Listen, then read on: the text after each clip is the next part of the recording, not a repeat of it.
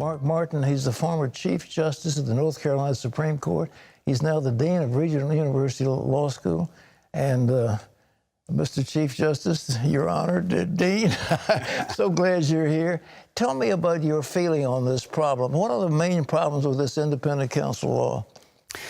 Well, first of all, serious concerns of constitutionality were raised by the late Justice Scalia. And I think his warning about the damage that could be done to our republic, that we see that in the current situation. Sure. We see almost half of a term of a United States president being interfered with through this process. And so the predecessor to the current procedural regulation that Janet Reno issued in 1999 was an independent counsel provision in the Ethics in Government Act of 1978. So one of the key problems is we have a mere regulation. We have a one-word standard that determines whether a special counsel can be authorized. What's the one word? Warranted. Now, that is the one word that caused $25 million to be spent. And if we consider the parallel congressional investigations, 2 Senate committees and 1 House committee, $67 million.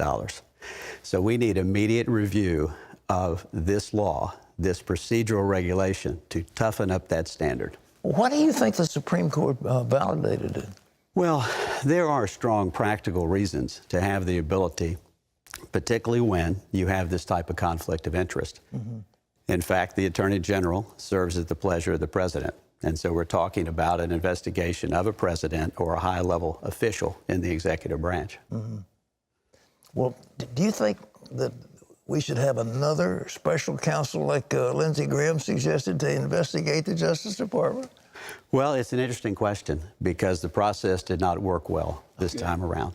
I do agree with Ken Starr that ultimately the rule of law was vindicated and the president was exonerated. There was absolutely no evidence of Russian collusion, despite what Adam Schiff may say.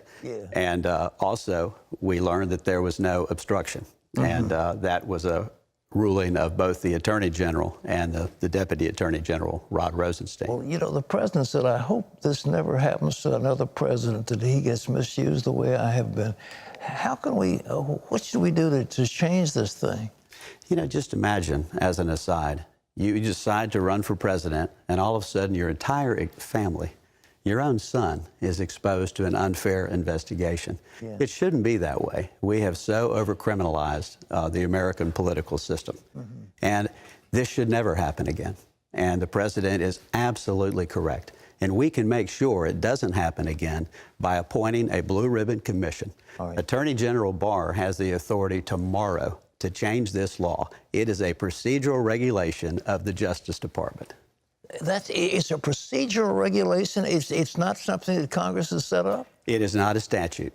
The independent counsel provision of the Ethics in Government Act expired by its own terms in 1999. At that point, Attorney General Janet Reno issued a regulation that has now been enforced for 20 years.